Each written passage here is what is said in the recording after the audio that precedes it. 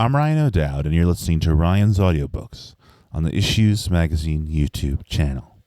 Today we continue with section 618, Prometheus Rising, by Robert Anton Wilson. We're starting Chapter 11, the Holistic Neurosomatic Circuit. Quote, "But there is also in us an aspiration for the mastery of nature. Health, strength, duration, happiness, and ease, liberation from suffering, are part of the physical transformation, which evolution is called upon to realize.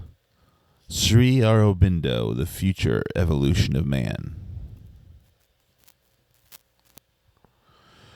The resurrection of the body need not be postponed until after death. It can happen at any moment.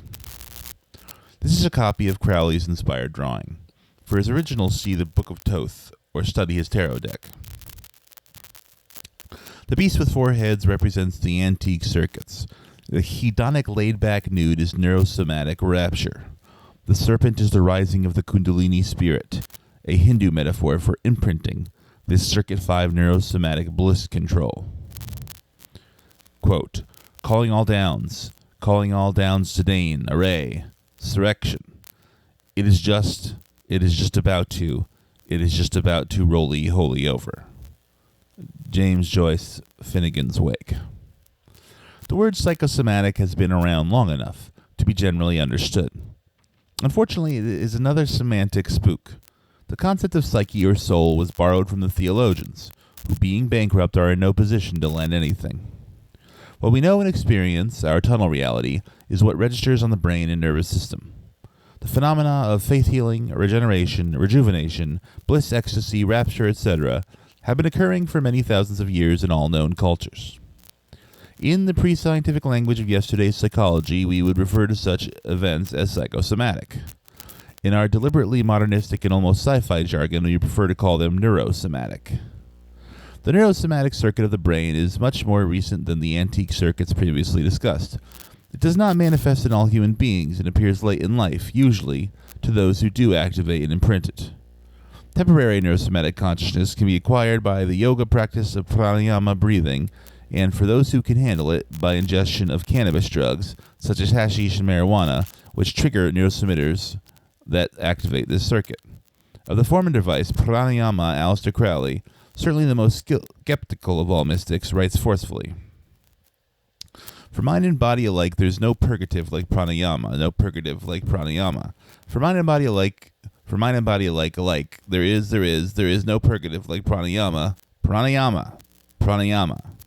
Yea, for mind and body alike, there is no purgative, for mind and body alike, no purgative like pranayama."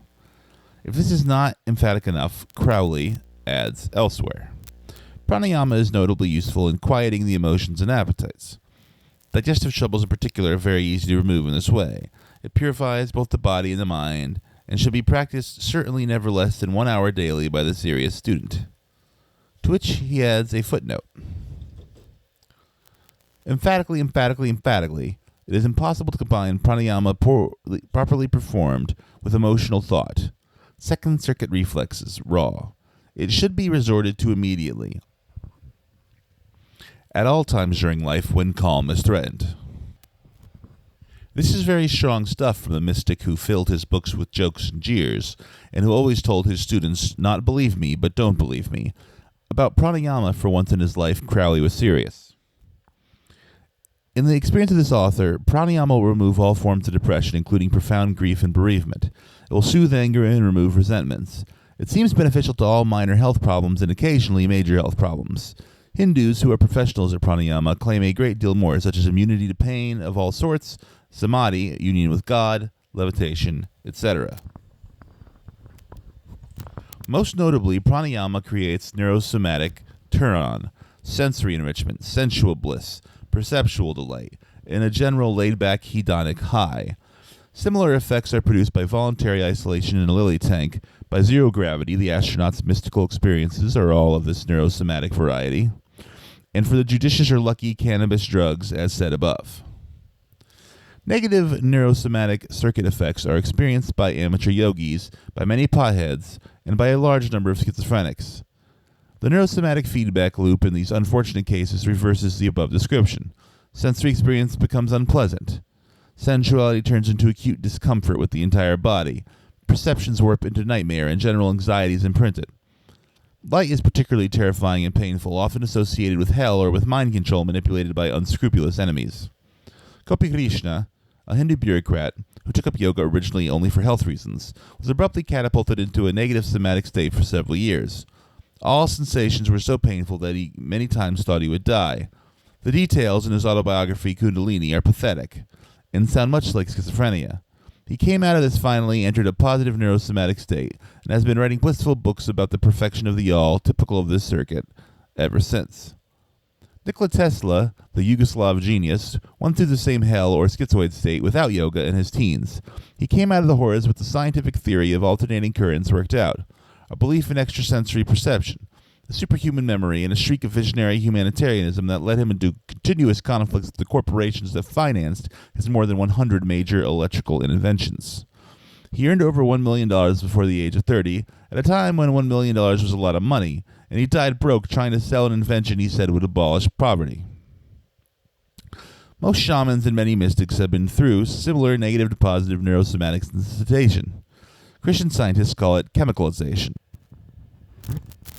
St. John of the Cross called it, poetically, the dark night of the soul. Kabbalists call it crossing the abyss. In Kazan Zaki's The Odyssey, a modern sequel, Odysseus sees a statue which seems to him urgently meaningful. The statue was Kazansky's symbol for the evolution of these circuits, which have been known more or less in various symbolisms for a few thousand years, e.g. the 7 souls of the Egyptians, the 10 lights of the Kabbalists, etc. The Kazanzaki statue shows an animal, circuit 1, a warrior above the animal, circuit 2, a scholar above the warrior, circuit 3, a lover, circuit 4, a face in agony, chemicalization, the dark night of the soul, the crossing of the abyss, which equals the entry to circuit 5, the hard way, a face in bliss, successful circuit 5 reimprinting, and a man turning into pure spirit, circuit 7. Circuit 6 is missing in the schemata, as circuit 6 is missing in Jung, and everything above circuit 3 is missing in Carl Sagan. Some lucky souls jump to circuit 5 bliss without passing through the horrors of chemicalization in the dark night of the soul. The neurosomatic circuit is polymorphous perverse, in Freud's unappetizing terminology. This merely means that the nervous system itself, taking over as a driver, is now directing the rest of the body. Every act becomes an orgasm, said Aleister Crowley, giving his own tantric emphasis to the polymorphous nature of this circuit. The lives of the saints are full stories which seem miracles to the four-circuited majority, or are rejected as lies, hoaxes, yams by the three-circuited dogmatic rationalist, but which seems perfectly normal from the viewpoint of five-circuited polymorphous consciousness. The saint says he is in rapture and full of gratitude to God for giving him such a feast for dinner as plain bread and water. Of course, many a pothead will understand the degree of neurosomatic rapture. The guru comes into the room and his bioenergy has such a charge that a cripple jumps up and is healed. The cripple merely required neurosomatic turn-on by contact, as some people get contact high when others are on drugs. The fire walkers in many shamanic traditions walk on the fire, as they tell inquiring anthropologists to prove their control over the spirit, i.e. to demonstrate to themselves and others that they have achieved high-quality neurosomatic tuning, by which we mean nothing mystical. It's now known that many physical energies radiate from the body, and that even chemical effects can be transmitted, experienced as emotional vibes from one person to another, the chemicals acting as stimuli to trigger neurotransmitter actions in the second person. One faith healer told the present author, "Most people die of adrenaline poisoning. In our terminology, most people have too much first-circuit anxiety and second-circuit territorial pugnacity for their own good. They're literally struggling for survival, as no other animals do, despite Darwin. Most animals simply play most of the time, solve problems of survival when they have to, or die of not solving the problems. Only humans are conscious of struggling, and hence worried and depressed about the game of life." The faith healer went on, "What cures them is realizing that I'm not afraid. That is, contact with a fifth circuit personality, a person who controls his or her own circuit 2 adrenaline drips, can be a catalyst, throwing the sufferer upward into a personal fifth circuit experience. The avant-garde 20% of the population, due to the consciousness movement, a secularization of much ancient shamanic wisdom, already understands every wild idea in the last few pages. They've had enough neurosomatic experience to know that they were once totally robotized, as most people still are, and are knowingly engaged in acquiring more neurosomatic know-how. When this reaches 51% of the population, a major historical revolution will have occurred, as profound as the life extension revolution. Please reread this sentence and think about it. In McLuhan's terms, the Fifth Circuit is nonlinear and global. That is, it is not limited by the one thing at a time sequences of the semantic circuit. It thinks in gestalts.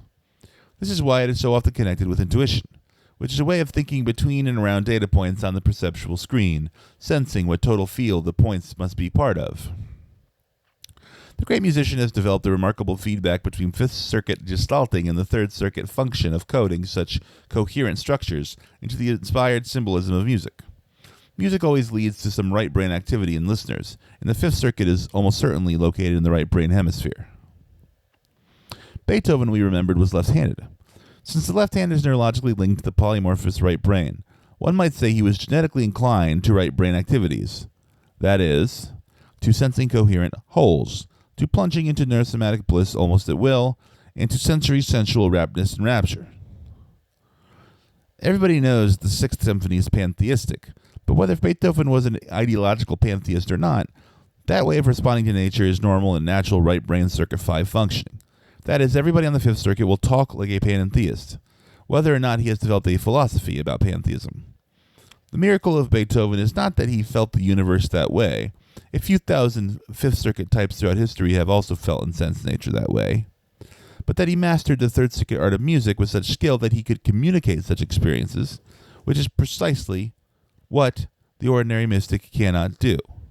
The neurosomatic circuit probably began to appear around 30,000 years ago.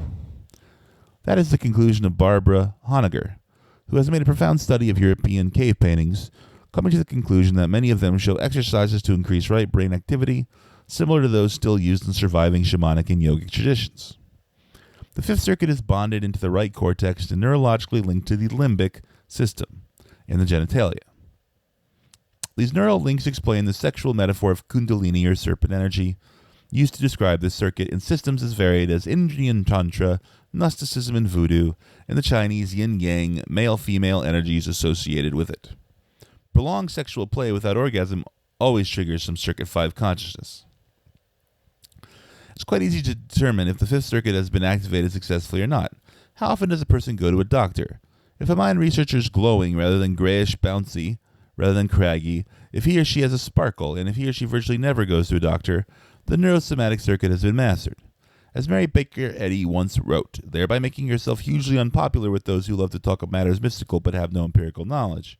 The Word was made flesh. Divine truth must be known by its effects on the body as well as the mind. There's no tribe known to anthropology which doesn't have at least one neurosomatic technician. Large-scale outbursts of neurosomatic consciousness have occurred frequently in all the major historical periods, usually being stamped out quickly by the local branch of the Inquisition or the AMA.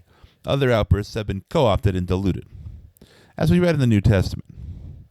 And when he had called unto him his 12 disciples, he gave them power against unclean spirits to cast them out, and to heal all manner of sickness and all manner of disease.